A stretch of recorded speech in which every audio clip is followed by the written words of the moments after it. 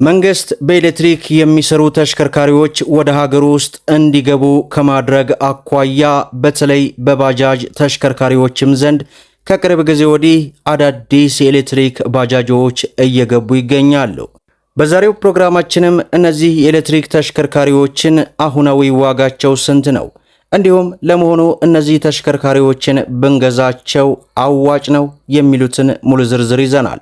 ሰላም ጤና ይስጥልን። የተወደዳችሁና የተከበራችሁ የቻናላችን ተከታታዮች በዛሬው ፕሮግራማችን ላይ የምንመለከተው በሀገራችን ኢትዮጵያ በተለይ ከቅርብ ጊዜ ወዲህ በኤሌክትሪክ የሚሰሩ እጅግ በርካታ ቁጥር ያላቸው አዳዲስ ባጃጆች ለገበያ እየቀረቡ ይገኛሉ። ለመሆኑ እነዚህ ባጃጆች አሁናዊ ዋጋቸው ስንት ነው? እንዲሁም እነዚህ ተሽከርካሪዎችን መግዛታችን ትርፋማ ያደርገናል አያደርገንም የሚለውን በዚህ ቪዲዮ አካተን ወደ እናንተ ይዘንላችሁ ቀርበናል። ይህንን ቪዲዮ ስንሰራ እንግዲህ ዛሬ ሐምሌ 13 ቀን 2018 ነው።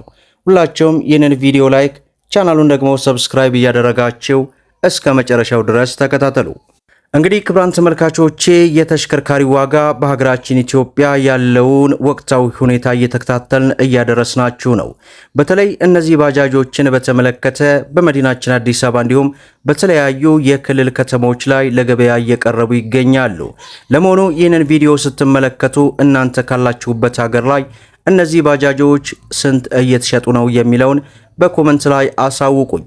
እኛ እንግዲህ በአዲስ አበባና አካባቢው ያሉትን አሁናዊ ዋጋ ነው ወደ እናንተ የምናደርሰው። በቅድሚያም የምንመለከተው ኢጄ ኤሌክትሪክ ባጃጅ ነው።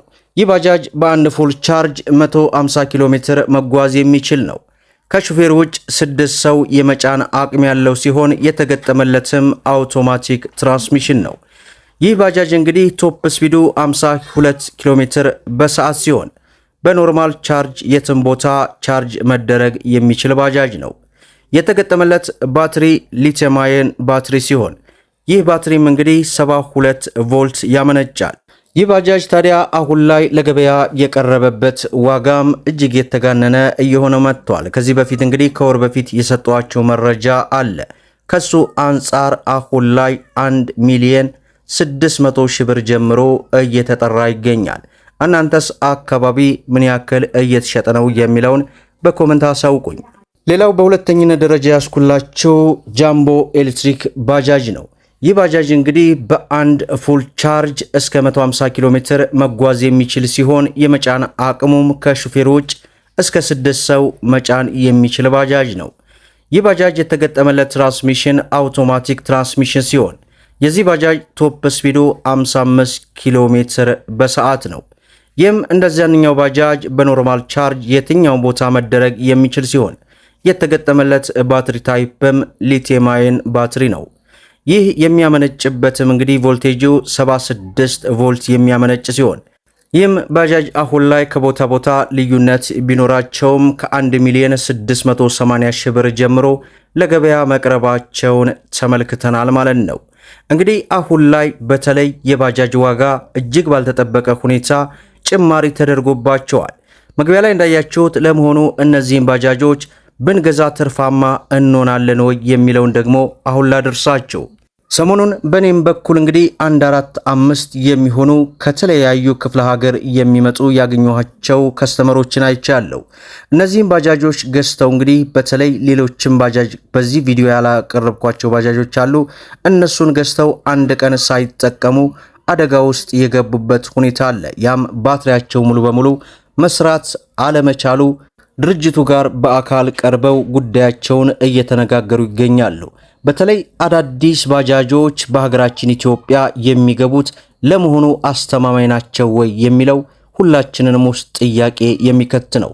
መንግስት ከዚህ ጉዳይ ጋር ተያይዞ በተለይ እነዚህ የኤሌክትሪክ ባጃጆች ወደ ሀገር ውስጥ ከመግባታቸው በፊት ሙሉ በሙሉ ምርመራ ተደርጎባቸው እነዚህ ባጃጆች ለህብረተሰቡ ጠቃሚ ባጃጆች ናቸው ተብሎ ማረጋገጫ መሰጠት ግድ ይለዋል። ምክንያቱም አሁን ላይ የምንመለከታቸው የኤሌክትሪክ ባጃጆች እጅግ ባልተጠበቀ ሁኔታ ብዙ ጉድለቶች እየተመለከትን ነው። በተለይ ዋጋቸው እጅግ በከፍተኛ ሁኔታ ተጋን ነው። ልክ እንደ መኪና ዋጋቸው በዚህ ልክ ተገዝቶ አንድ ቀን 2 ቀን እንኳን ሳይቆይ አደጋ ውስጥ ተበላሽቶ መግባት ማለት ምን ያክል እንግዲህ የሚፈጠረውን ሁኔታ ሁላችንንም ከግምት ውስጥ ሊከተን ይችላል። ዞሮ ዞሮ የኤሌክትሪክ ባጃጅንም ሆነ የኤሌክትሪክ መኪናንም በአሁን ሰዓት ስትገዙ ከፍተኛ ጥንቃቄ አድርጉ። ይህ ብቻ አይደለም። በነገራችን ላይ ሰሞኑን የኤሌክትሪክ መኪኖችም ጭምር አዲስ የኤሌክትሪክ መኪና ሰሞኑን የገዙ 2 ልጆችን ተመልክቻለሁ። የሚገርማቸው ነገር ፍተሻ ሲደረግ ባትሪያቸው ቀንሶ የተመለከትንበት ሁኔታ አለ። ስለዚህ የትኛውንም የኤሌክትሪክንም ይሁን የነዳጅ ተሽከርካሪ ባጃጅም መኪናም ስትገዙ ከፍተኛ ጥንቃቄ አድርጉ። ማስፈተሽ ግድ ይላችኋል። በተለይ የኤሌክትሪክ ተሽከርካሪዎችን ስትገዙ ዞሮ ዞሮ እነዚህ ባጃጆችን ግዟቸው ለማለት አይደለም። እኔ በአሁን ሰዓት የትኛውንም ተሽከርካሪ ባትገዙ የኔ ምርጫ ነው። ነገር ግን መረጃ እንደ መረጃነቱ አይናቅም አይደነቅም። ወራችንን ጠብቀን እንግዲህ ወደ እናንተ የምናደርስበት ሁኔታ ስለሆነ አሁን ላይ ባጃጅም ሆነ ማንኛውንም ተሽከርካሪ ባትገዙት የሚለውን ነው ሪከማንድ የማደርገው። እንደምታውቁት አሁን ላይ ያለው የተሽከርካሪ ገበያ እጅግ ባልተረጋጋበት ሁኔታ የትኛውንም አይነት ተሽከርካሪ ብትገዙ የምትገቡት ኪሳራ ውስጥ እንጂ ትርፋማነት የለውም። የትኛውን ቦታ ላይ ተመልከቱ።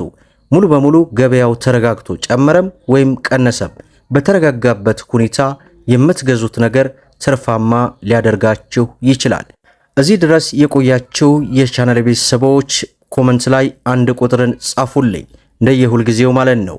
ዞሮ ዞሮ አሁን ላይ የትኛውንም አይነት ተሽከርካሪ አትግዙ የሚለውን ነው 100% ውስጤ ላይ የሚሰማኝ። ሌላው እንግዲህ የተለያዩ አይነት የኤሌክትሪክ ባጃጆች አሉ፣ የኤሌክትሪክ ሞተር ሳይክሎችም አሉ። የትኛው በቀጣይ እንዲቀርብላችሁ ትፈልጋላችሁ? ኮመንት ላይ አሳውቁኝ። ከተሽከርካሪ ጋር ተያይዞ እንግዲህ በትልቁ ቻናል ላይ ጽሌ ቲዩብ በሚለው እየሰራሁ እየለቀኩ ነው። በዚያኛው ቻናልም ስለ ተሽከርካሪዎች በነዳጅም በኤሌክትሪክም ያለውን የዋጋ መረጃ መከታተል ትችላላችሁ። ሌላው ስለ አርኤ ባጃጅና ቲቪኤስ ባጃጅ አሁናዊ ዋጋ ስንት ነው የሚለውንም ከ15 ቀን ወይንም ከ10 ቀን በኋላ የምሰራላችሁ ይሆናል ለማለት ያክል ወዳለሁ። ዛሬ እንግዲህ በብዙዎቻቸው ጥያቄ መሰረት አሁናዊ ሐምሌ 13 ቀን 2018 ነው እንግዲህ ይህንን ቪዲዮ ስሰራላችሁ የኤሌክትሪክ ባጃጆች ዋጋ ስንት ነው የሚለውን።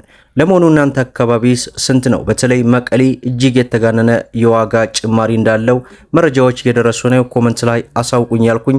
ቪዲዮን ላይክ ሸር እያደረጋችሁ ለበርካታ እህት ወንድሞች እንዲደርስ አድርጉ።